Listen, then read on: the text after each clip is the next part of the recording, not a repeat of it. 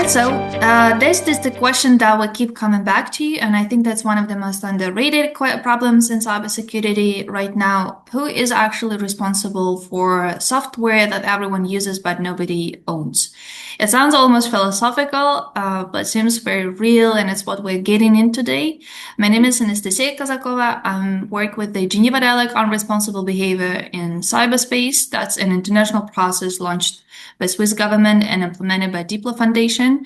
And basically what we do is look at how agreed cyber norms, that the ones that are also been endorsed internationally, actually play out in practice across industry, technical communities, and civil society. Today, we have with us Mika Lauhde from the Luxembourg House of Cybersecurity. Mika has spent years working right at the intersection of cybersecurity, policy, and open source, which is exactly the territory that we're going in today. Mika, really glad you're here. Welcome to the Geneva Dialogue Talks. My pleasure. Good to be here. I'd like to start with the basic question probably, because I feel that there's still might be a lot of confusion about what we're actually talking about when we introduce the topic of the open source software. When most people hear open source software, they either think it means free or they think it's a niche developer thing. Why should someone who works on a policy or in government or runs a critical infrastructure facility, why should they care about how open source software is governed and secured? And maybe you could give us a concrete example, something people would recognize where the open source dimension becomes really an important element of a cybersecurity problem. And of course, that the reality is that it's much more bigger issue than just the software. When we are saying open source, it's also meaning that it's a driving force of the digitalization today in this planet, and it's not just EU, but it's also the whole planet, I would be saying, and of course that this is impacting the things like economy, what we are having here, their well-being, controlling the assets, what we are owning, controlling the data. All these are bundled in this inside of this open source. So it's a much bigger issue than just the software, and of course so open source is a really strategic asset, and of course that we would like to use it to improving our economy, security, strategic digital autonomy, etc. Also what becomes the governance. It's when we are thinking about things like governance and controlling, the question is that are we sitting the driver's seat or not? So many of these narratives, what we are now using for the open source, are created by hyperscalers. So it's not totally fair what comes with the open source. But let's think about that in the following way is that first, free open software, actually it's not in the reality free. Nobody is claiming that it would be free. It's having some other assets why it's actually tempting, why it's good, why it's important, but it's not necessarily free. It's just that you are putting a cost in the big different bucket.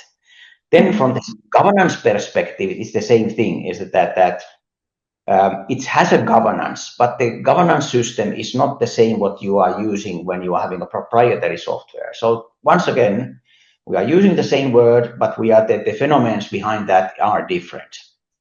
The words I will use might be really confusing if we get to the substance. And I really like how you argued at the masterclass we organized earlier this month that the open source software should be treated as strategic digital infrastructure. But if you look at how governments actually budget, procure, and assess risks, that thinking hasn't really landed yet, I think.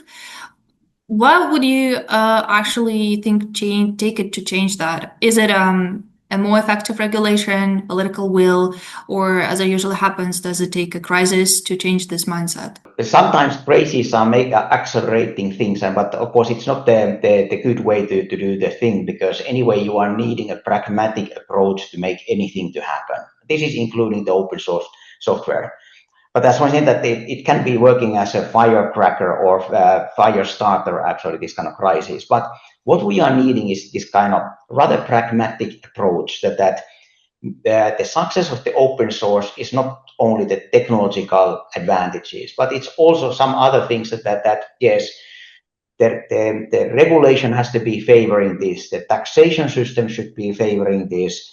Procurement system should be adapted to also understand the open source, the things. Even and of course that the laws and everything has to be working by that in the way that. And I'm happy to see that there is this kind of big thing now moving, like the current Cyber Resilient Act is the first act where I'm seeing that the open source has been started to be understood, and also that the legislation has been made first time ever in EU, taking account the features and specialities what the open source is actually containing. But yes, we are needing all these ingredients to make the open source successful. So yes, all these are needed. And speaking of the CRA Cyber Resilience Act, I have a separate set of questions about that. But before that, I wanted also to zoom into the projects that you do within the Luxembourg House of Cybersecurity, and again that you really brought during the masterclass. That was really interesting because it looks like what you're doing is fairly unusual, actively contributing your own cybersecurity tools back to the open source community. Maybe you could unpack and share a bit, how did the model come about and what does it look like day to day? That's also a very interesting question because Luxembourg House of Cybersecurity is a national cybersecurity center. So what we are doing here is that we are protecting the national interest, which is meaning that we are taking functions like CERT and national cybersecurity centers. They are all underneath this umbrella, what is called Luxembourg House of Cybersecurity. And from now on, we are having a third department, which is the Luxembourg Cybersecurity Factory, which is going to be this kind of umbrella over all these functions what we are doing. But the major thing is that the Luxembourg House of Cybersecurity is an economic interest group. So and it's a rather specific, establishment. And this is meaning that our funding is coming from government. So all our money is basically coming from the government, but we are still independent from the government. And therefore, what we are doing here, we can't start to competing with the industry or small and medium enterprises or anybody, because that would be disturbing the fair competition. Instead, we have been taking this kind of approach, public money, public code. So when we are doing functions like CERT, for the CERT, we are needing a set of tools. There is a intelligence, there is a threat analysis, there is a crisis management, all these kind of tools, we have to build those. And when they have been built, when it's all have been happening with the public money, why we would not be actually offering those to the industry or as well, because it's public code in that sense. And this is making possible that you have to remember is that 95% of the EU companies are small and medium enterprises, and they are all needing cybersecurity in one format or the other. So supporting core small and medium enterprises, so which are working inside of this cybersecurity area, we are multiplying the effort what we are doing and creating this kind of economic incentives for cybersecurity, small and medium enterprises, which are improving the security for individual small and medium enterprises, which are consuming these cybersecurity services. And at the same time, which will be happening, it's improving also the national resilience. So I would be calling that as a butterfly effect. So we are helping and providing the tools for small and medium enterprises, which will be using these tools to support other small and medium enterprises. And end result is that economical well-being has been, but also the cyber security resilience in the national wide and perhaps even in the EU wide will be then improved. And speaking of the EU-wide context, the work that you also do with connecting government OSS catalogs across European countries, is this also a part of the same effort to support other companies across the European Union exactly. markets? Mm-hmm. This is exactly what we are doing. So, of course, the open source catalog is meaning that you are having it's not paper made anymore. It's a virtual place where you can pick up the tools what you are needing for yourself. And of course, that our focus in Luxembourg House of Cybersecurity is that we are providing cybersecurity tools. So we are not making, for example, CRM tools or ERP tools or whatever other tools. We are focusing all our effort actually for the cybersecurity. So what we are doing is that we want to make our tools available in EU. But there are also clever companies in EU who would like to share their tools. So what we are now doing is that everybody is creating their own catalog, which we are sharing with other catalog owners. And suddenly, all these applications should be available European-wide. But of course, we are not limiting this into Europe. So if somebody from South Africa or Latin America wants to come and see what the Europe is having in this open source catalog, they can be coming there, they can be downloading those applications and use those in their own countries.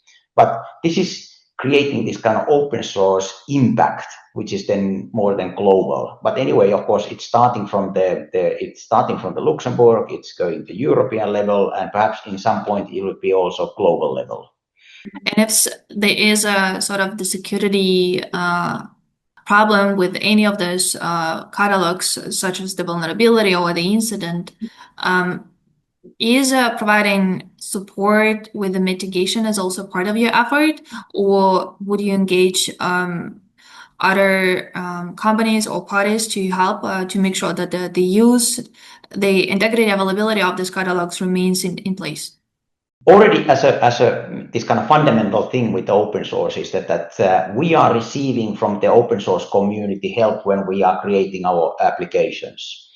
So that the community is there, the companies can be contributing for. So if there's a vulnerabilities in the tools or application what we are providing, everybody can be contributing to create improving the possible vulnerabilities but of course that it's also going beyond that, and what we have been doing is that to ensure and enabling better this kind of tool usage. What we have been promising is that all those tools what we are doing, we will be having governmental funding in the coming years so that we can keep up the maintenance. We are creating patches and so on. So of course this is helping quite a lot that we are having this kind of insurance. You can come and take the products what we have been creating, and in the coming years you don't have to worry about if there is going to be coming a patching or vulnerability as the fixing and all these kind of things. They are part of the package what we are doing. But of course, we are doing that together with the community. We are doing that with the similar mind players. There can be also the private companies, but everybody is contributing that these tools are also state of the art in the coming years.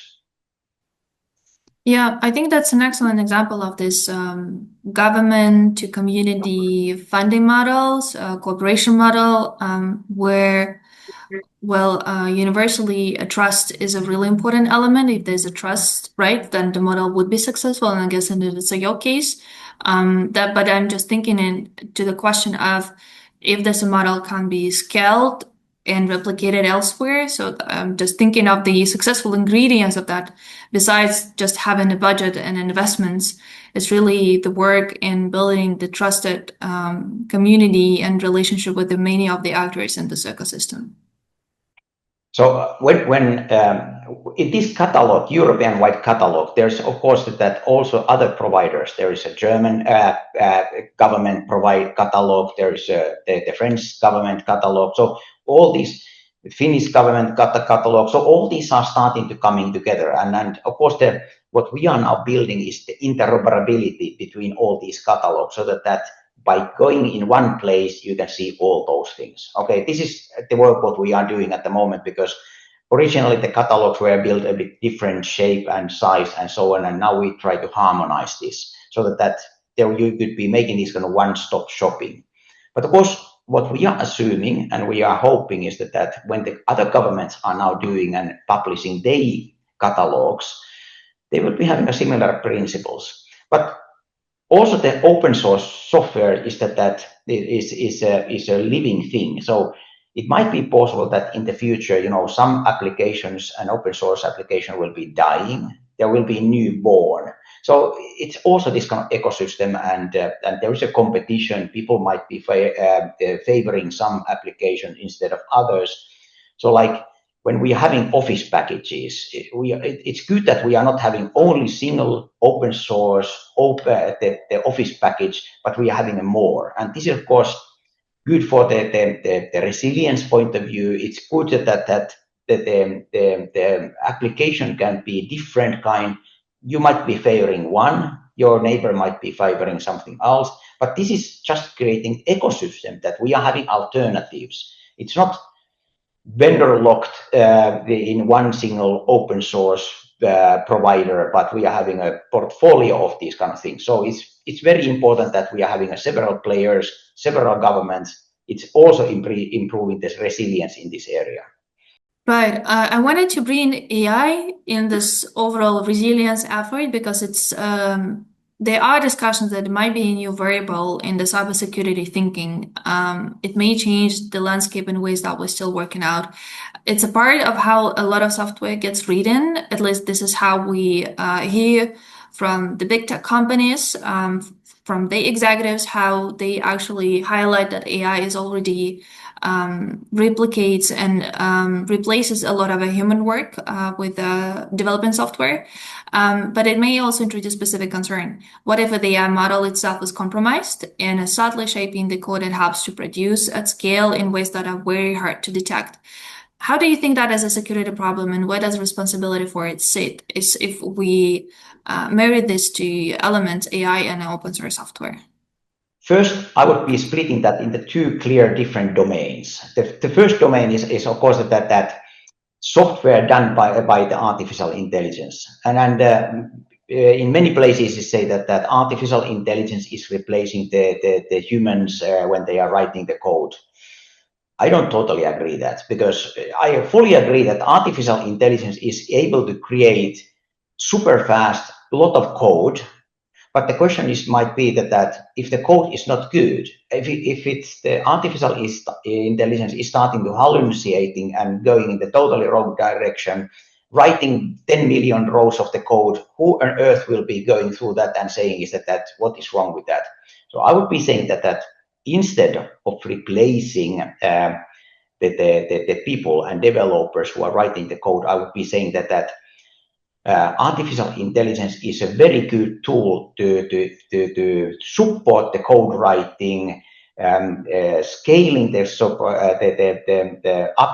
performance of the code writing. But you are needing a very good developer who will be able to still steering the artificial the code writing, because it's starting already is that how do you create a prompt for artificial intelligence to make software what you would like to see happening? And it's just not that you are writing I would like to have a football game. You have to be very specific. Then actually you are starting to iterating, because most of the first rounds what you are getting the software are going and in totally wrong direction. So it's needing constant observation and several steps when you are writing the good the software. So I don't see that in the future developers would be disappearing, but the job how they are doing the code writing, that will be changing. The second thing is, of course, is the large language models, which is also good thing that when you are creating this large language model, they can be also good or bad. So it's not self-evident that the large language model what you have been creating is from the quality perspective the good. And therefore, of course, our motto, our idea, what we are doing here in the Luxembourg House of Cybersecurity is that we want to go from open source, and this is including the open source LLMs as well, from open source to trusted source. And how this is happening is that at the moment, what we are doing is that we are developing with some of our partners artificial intelligence systems who could be making this kind of quality check. Not, you are putting that in your sandbox and you are running that there, and you are starting to understanding if this LLM and artificial intelligence is a good. But you have to do that also for the source code you are writing. And we have been having a lot of this kind of statistic source code reviews, what has been happening, but it's not enough anymore. So what we are trying to do is that when the RE is creating the software and RE is creating LLMs, we are establishing now quality function, utilizing the artificial intelligence to understand when the provided software and LLMs are good ones. So we are needing this kind of new thinking. It's not all about the speed, it's also the quality. So how do you do and assess that you are having? And this is a bit related for the idea what is coming from the European Commission Artificial Intelligence Act, that there has to be some kind of quality function which is saying that your artificial intelligence is good. So we have been taking that one step further and saying that perhaps we should be doing that in the source code and open LLMs as well. And this is the target, that what we could be doing in the future, somebody could be providing us the open software and we could be able to say, it's not good enough in it. These are the issues what you should be fixing. And then actually the quality also is proving. Are we then going to put a stamp, for example, X509 certificate on the top of the open source application and say that we have been verifying this? Or is it just that we are doing that on a voluntary base? This is still open, but this is the strategy what we are now doing. So turning the open source, the trusted source. Yeah, I think it's a really a cost-effective as well initiative, right? Because one of the challenges in the supply chain management is how would you deal with the huge complexity of the software infrastructure, of the multiple components, and keeping this updated on a regular basis, making sure that you are aware of these ingredients, that doing the vulnerability management inside your organization. But I wonder, when you're saying that we could sort of use AI to see if there's a sort of open source is good enough in terms of the quality, could you unpack and go probably a little bit more in a granular terms? What specific metrics would you be mostly interested to understand? Yes, this is a quality that we can use it. What are the sort of the elements or this tick box that are important to keep in mind for someone that will look at this through the model perspective? There is several levels when you are making this kind of quality check of the source code or perhaps LLMs. And of course, from our perspective, it could be already starting in the very, very high level. Is this open source or is this proprietary? So are you able to see through your code or are you not able to see? And of course, that this is all the first distinction. The second, then actually when you are starting to go in the deeper is that you are starting to analyzing the things like inputs, outputs, how they have been put there, what kind of commenting you are having. So of course, it's not only that you are writing a code, but you should be understanding the logic, why you have been creating these kind of things. And early days, developer who was making very good commenting, actually, when he or she was writing the code was, very, very good, because those who were then fixing later the software were able to understand that I understand what he or she was aiming with this part. And now I can, when I'm understanding where he or she was aiming, I can improve that. But if you are just having millions of rows of code, it will be becoming much, much more difficult. But there are these kind of things what you are then from the security point of view. For example, the very critical things are when the code is taking something from outside or providing something for outside. So if it's a side channel, what is provided, or is it the user input or the input which is provided? What all is this software providing? But these you can much more easily put actually that the artificial intelligence is pinpointing which are the more important things, which are less important things. Like it's not really relevant from the security point of view is that what kind of background color you are having.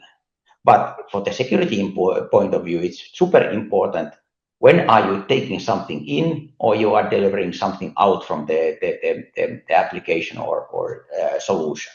So these are the deviation which artificial intelligence can be making rather quickly and able to find you those things where you have to pinpoint and focus more. Yeah, but I'm thinking about this recent case of manipulation of the Claude Anthropics AI for the espionage purposes, because it seems that there was the possibility for the malicious actors to find this way how you use the LLM, and LLM was perfectly okay in terms of there were no holes on the security side, but the way how it's been used, it also was successfully manipulated, right, to produce malicious outputs. And I'm thinking, what's your read on what that kind of the incidents about the threat landscape, about the policy implications, maybe about overall this, responsible AI deployment and development, which is a bit of the buzzword, I think, because it's really gets more concrete what actually we're talking about here. Okay, I would be starting by saying is that there is absolutely nothing new underneath the sun. So what is this? When you are looking back in the history, this has been always the cases is that whatever is done is somebody else can be compromising. And of course, that then actually we are starting to just gradually improving the solutions. And still the artificial intelligence is in rather early stage phase. And we have been letting basically the genie out of the box. And this is meaning that artificial intelligence will be used for good, and it will be used for the bad. Perhaps one of the mistakes what we were doing, when I'm saying good, it's meaning those good people, perhaps those who are intending the good thing, is that we were giving a heads up basically for those bad actors, and they have been now able to utilize this artificial intelligence already a few years, and training that to do the bad things, because they don't have to take care of the consequences. When the good people were waiting that hopefully we are soon getting the Artificial Intelligence Act, that we are knowing how should we be proceeding and teaching and working with artificial intelligence, the bad people were just taking all the fun out in the meantime. So they don't have to think about the collateral damages, what they are doing. They are just testing. And therefore, I would be saying that at the moment, the bad people are a bit ahead from the good people. But I'm still convinced that in some point, the good people will be catching the bad people in this. But at the moment, yes, of course, we are understanding that the system is not far from the perfect. And therefore, for example, we are having now the system, what we are building is that how can you identify if the LLM is good or bad from the quality perspective, even if you would need not considering if it's doing the good or bad things. Because anyway, these are dual use technologies, what we are doing at the end of the day. And somebody can be modifying those to do the bad things as well. Yeah. That's, I think, really what complicates overall when we look at the cyber ICTs put in general. I wanted to roll back and touch on the CRA that you mentioned earlier, because the European Union, with the adoption of the Cyber Resilience Act, really for the first time placed obligations for those who provide the commercial OSS. If I understood this correctly, please correct me here. And underlying logic of the whole act is that if you benefit from the infrastructure, you carry some accountability for that. So if you benefit and make the profit of the product, so you are the sole responsible for the security of this product. With the OSS, it's getting a bit tricky. I would stress with the free and open source, with the FOSS. What's your view on whether that's the right approach and how the open source community has been engaging with it? And while we're still waiting for the act to be fully to come into force, maybe do you envision already some of the scenarios how it will be applied in practice? Okay, one of the big challenges what the open source communities are having, that the marketing and government relation department is very, very small. has been all the case. Of course, there are organizations like Open Source Security Foundation, which are doing very, very good work in this area, but still, when considering the amount of the people who are marketing and making this kind of government relation on the behalf of the open source is still very, very small, and therefore the impact is not so big as it should be. But after saying all this, I need to say that the CRA was the first time legislation or act which is taking this the open source, that there is a unique position brought up. So that this is also starting from, actually, and I would be saying that it's taking this kind of two-dimensional approach towards the open source.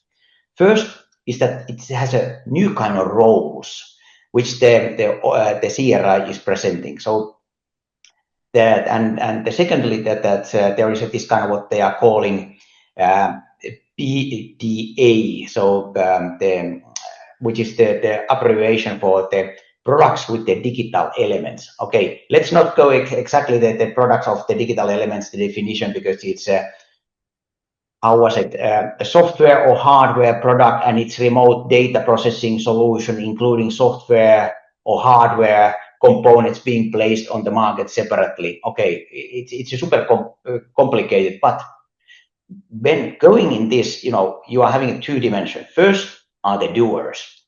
And what the CRA is saying is that there are this kind of different kind of roles.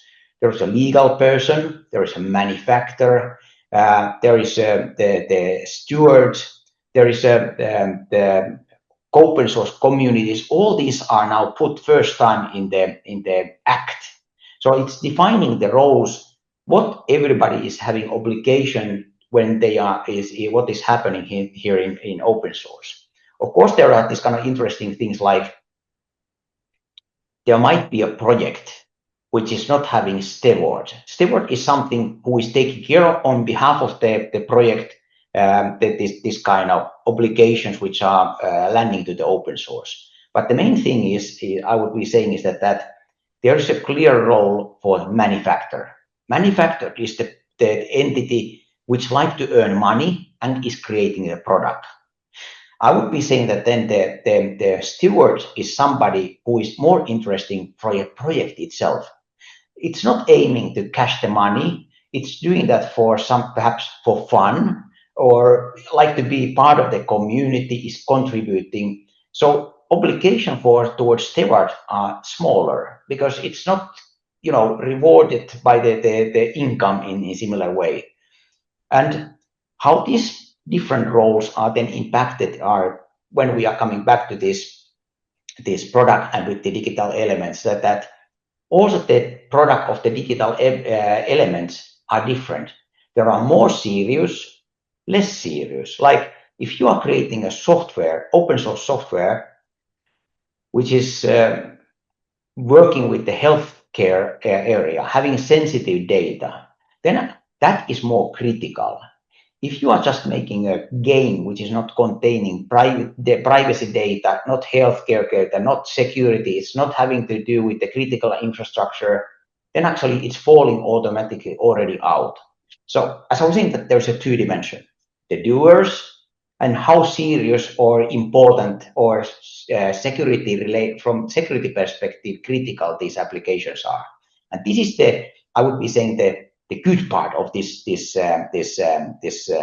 Cyber Resilient Act, so that you can be looking at and positioning yourself that I can make a decision, how do I contribute for this application and stay out of the possible obligations. And those who are earning the biggest amount of the money, they have to go through the hardest burden when creating the open source and taking the liabilities. And then these liabilities, of course, are related for the compliance requirements, risk assessment, documentation, vulnerability status, vulnerability management, incident reporting, security updates, and so on. So if you are a manufacturer and you are owning the getting the money, then you need to provide all these kind of things, compliance requirement like the CE and so on. and you have to guarantee certain time, for example, security updates. But if you are just contributor of the open source, and you are just writing the code in the weekends and contributing this way, these are not going to hit you. So you can carry on the work like you have been doing all the way this so far, and nobody will be touching you. And then the steward, who is there perhaps in the middle, he or she can be taking a certain role, providing certain things, helping the ecosystem players to be more resilient, more secure, providing the help and so on. But it's not this kind of black and white like it used to be earlier, but there is really this kind of granularity that you can contribute with full of your passion and still not obligated to do that. And this is, I think, that the very clever thing, that if we would have been putting with this act very strict rules for the open source community individuals, they would have been disappearing. They would have been saying that, all right, I'm out. I don't do this anymore because now I will be regulated. But this is the clever way, that you stay outside of the regulation and you can do those things. But if you want to move, for example, in the other dimension, that you are coming as a manufacturer, then of course, the more you are gaining with the open source, the more you have to be producing back to the society. This is the good thing, what is happening there. I agree with you. The stewards kind of interesting role, because they also may have, in a soft way, to put the pressure on the contributors, right, in terms of the security, thinking more about inserting the security in mind while developing the projects, and also be more aware of the vulnerabilities and helping and assisting if possible. So it's a really sort of more a soft way to put the pressure in terms of the stronger cybersecurity practices. In this map of the... And also is that you can have a project where there is no steward at all, so that kind of leading role is totally missing. And this is perhaps coming from the governance point of view, that how you are managing the open source community as such, and from the governance perspective. So there can be steward. There is possibility that there is no steward at all, and both are still working with the project. And this is also this kind of interesting approach which the CRI is giving a possibility. In this map of the roles under the CRA, the Luxembourg House of Cybersecurity also has this steward role, or not? Is that the way how we should look at this? This is a very good question, and we haven't been deciding yet that what kind of role we would like to take in this ecosystem, because theoretically, when we are this kind of institution providing tools, and in the same time we are part of the government organization, so we would be having this kind of dual role, that we are creating the application, and then we are also certifying those basically. This could be theoretically this kind of role. Or then actually we are just providing these tools. We are using those by ourselves for the creating more resilience in Luxembourg and helping the crisis management and perhaps incident solving. But we could be also giving those available for others who are then becoming as a manufacturers, when they are taking our tools and turning those perhaps as a tools which they are using for their own business purposes. And in that case, we would not be manufacturer, but we would be then perhaps not even stewards, that when we are creating these tools, but we are providing just the open source code, we are providing documentation, we are providing the assessments. We are basically doing everything what the steward's supposed to be doing, even we would not be the steward itself. But those who are taking our tools, depending how they are using those, then their liabilities and the obligations are based on their own business models. I have a set of questions just to probably zoom out and look at the OSS through the lens of the international cooperation and international governance. And some would say that open source has always been one of those rare things that generally functions across borders, with the global contributors, global users, and effectively no single point for control and management, no single jurisdiction in charge, with a few exceptions, of course, given the geopolitical realities. What we see more and more the desire of certain policymakers and the governments be more involved in the way how the open source software is secured and how it could be controlled, to build sort of the idea of this sovereign infrastructure, right? Again, to better, I think, define what we control and how.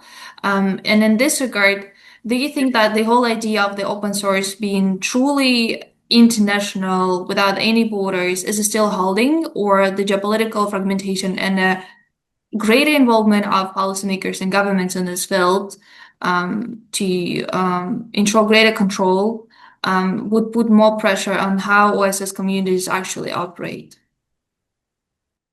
Our vision would be that still the open source would be really international and global without any limitations. And for the whole human mankind, it would be rather stupid that we would be starting to splittering the intelligence that we can't use their code, and then we are making political decisions. We don't use their code either because we don't want to get the source code. I would be saying that every source code is valuable, and everybody should be having a possibility to produce the code. And of course, it's your job actually to verify that the code quality is then good. So you don't put bad quality, independently if the bad quality is coming from east or west, north or south. If you are putting that, you are creating a burden for yourself. But my view and our view is that independently if it's coming from west, east, so the south or north, actually, you should be taking the code. If it's built in the best possible way, it's state of the art, creating a new features, having a good innovation, you should not be disclosing that just because it's coming from the some country or underneath the some government region and so on. So of course I'm not naive, and of course, like you might have been seeing what was happening last week when the FCC, which is a regulator, was suddenly publishing this kind of a supply chain regulatory statement for routers, and saying is that even the raw materials has to be taken from our country, the manufacturing, everything has to be coming from our country. You know, I'm not concerned that this would be happening very, very soon, but I'm very, very concerned about the mindset which is there behind. So if you are if we are going to have in the future French router, German router, Belgium router, Italian router, what kind of wasting of time and money and energy we are doing by inventing the wheel in many places again? Yeah, actually, we should be having possibility that we are really taking the hardware and the software wherever it's best, and then we are having a system which can be seeing that they are done in the best possible way, then the quality is good and so on. So there is no guarantee that if the product is coming from one single country, that because it's coming from that country, the quality would be somehow better or worse. No, it's not working like that. We have to be capable to understand the quality of the hardware and software, and then we should be able to use those best ingredients what we are getting in this planet. But yes, think about also the situation that it would be going in vice versa, that the geopolitics can be changing in few minutes when the technology is taking care of the changing is sometimes years. So like if we would have been building a router, let's assume, which would be having the software coming from one country, what happens if the wind is changing and the code what we have been putting in the routers is suddenly not acceptable? Okay, are we taking all those routers back or hardware back, changing the code?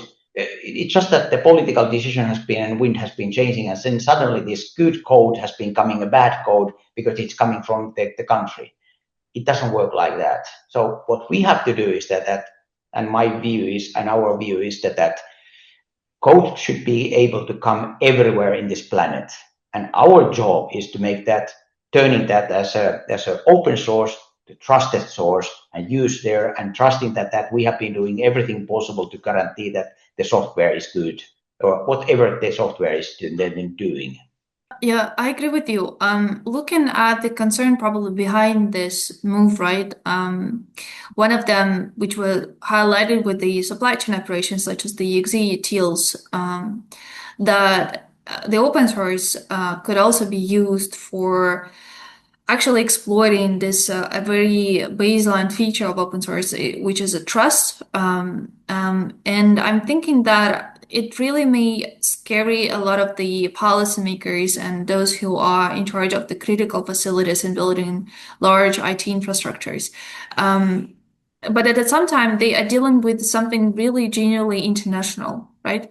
And mandating something that's been produced on a hardware and a software domestically puts a lot of economic costs for sure. And as you mentioned, it's really will change the mindset and will change the behavior of people that will have also cybersecurity implications too. So my question would be a really $1 million question. If you were designing an effective international cooperation framework for OSS, and some people, when we're dealing with unknowns, like to look at the other domains for the inspiration, such as the nuclear security or financial stability. And again, maybe forgetting for a moment that we don't have that enough level of trust in terms of the international relations between countries. So if we'll think about this from the model perspective, what are the elements of this effective international cooperation framework would look like to you? What would be the elements to ensure that if there is a problem on the security side, they are mechanisms, processes to deal with this effectively across the borders, across different jurisdictions and stakeholders, both from the public sector, private sector, and all of this big variety of the individual contributors? First, we don't get rid of the open source anymore. So of course, the perception of the open source is coming basically and proprietary is that most of those end user devices, what the average people are now getting in their hand, those are done with the proprietary software. The funny thing is that all those infrastructure which is serving those the end user devices, this has been already long time open source.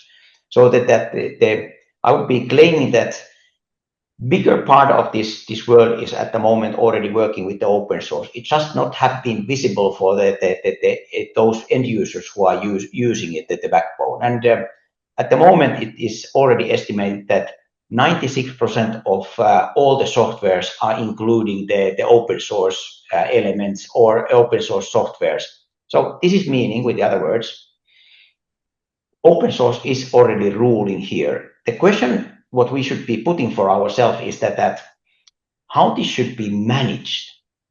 And personally, and this is of course I'm speaking only on my behalf, is that I like the IETF model, in the Internet Engineering Task Force model, and because as they are saying that we are not respecting kings or governments or presidents, but what we are aiming is the consensus, and that the code is working good enough. So they are not even saying that it should be perfect. And if somebody is saying that what we are only using is a perfect code, then actually this kind of person is not really understanding how the softwares are working. There is not going to be perfect code ever. What we can just doing is that to improve the quality of those. And the ETF has been taking is that when the bigger part of the community is saying this is a good thing, then actually it will be done. And this is how the features, for example, in the internet are built at the moment, is that the governments are not imposing these kind of strict rules. Internet has to have a set following functions, or you have to remove following function from the internet. No, actually it's not working. The community is coming together. IETF is having a meeting. Everybody can propose the ideas there. Some of those proposals are then flying, and some of those proposals are not flying. And this is, of course, what will be also happening with the open source community, is that I don't believe that there is going to be anybody who would be able to say that I'm having a full control for everything what is coming from open source.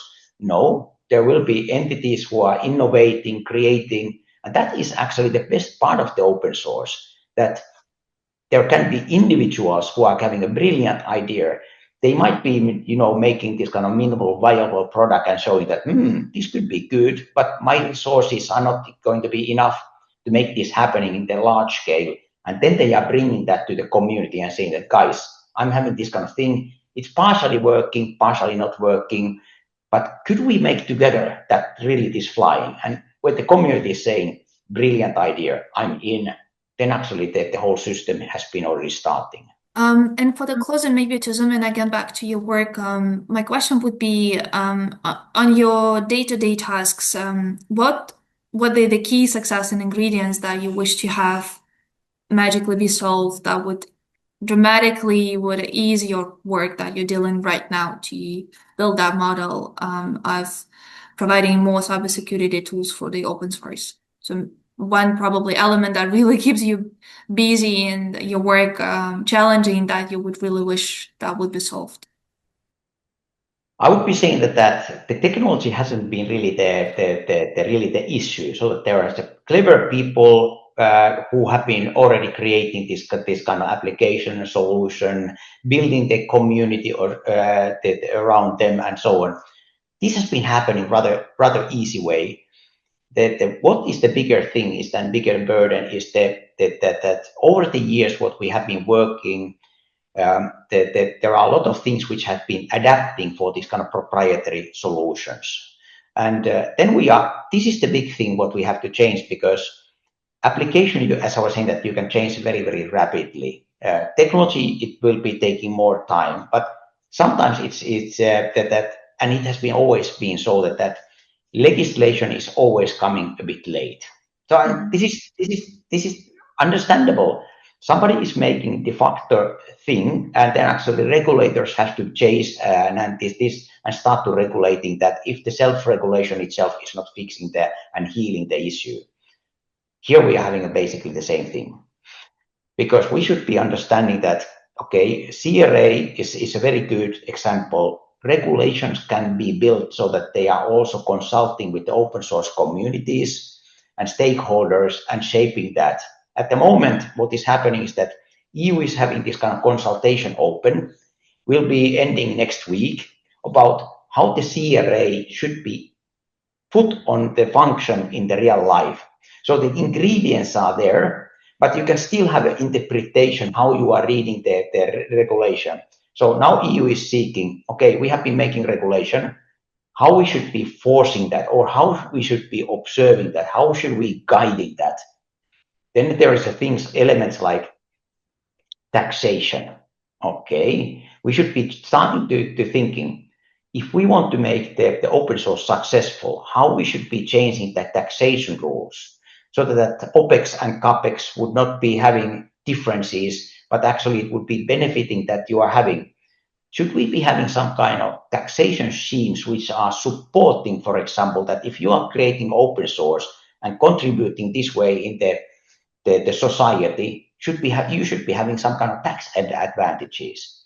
And in reality, EU has been already this kind of tools, some of those, so that you can subventing, for example, international level, a bit more companies who are providing open source compared that if they are providing the proprietary solutions. Because governments can be saying is that this is contributing for the whole ecosystem, not only for these particular players. So some of the tools are already existing. We are just not knowing them. What many people are knowing is that, oh my God, I didn't know that I could be having, for example, benefits that if I'm not making my software as a proprietary, I'm turning that as an open source, and suddenly I will be having a taxation benefits. This is happening already in some countries. And these are the things which I would like to change. Also that this is a long-term project, and I'm not black and white. I'm saying that there is a definitely place for the proprietary solutions. There is a place for the open source softwares. it doesn't mean that we have to have a black and white situation that either or that off, but we should be having the possibility that we are using, how we are saying is that we are having a strategic digital the autonomy. So certain places you would be putting and using open source, certain places you can still use the proprietary solution, depending what is the risk assessment, what is the target, what is the strategy, and what is the content there. But this is needing, it's needing a lot of things happening at the same time. But I'm just now rather confident that the big wind has been turning and more things are happening in this area, which are favoring the open source. I agree with you. That's a really long run task. And with the CRA, I think there's already been this important multiplying effect. We now see a lot of high level policy discussions about the OSS strategy, security, which I think haven't been really that widespread even 3-4 years ago.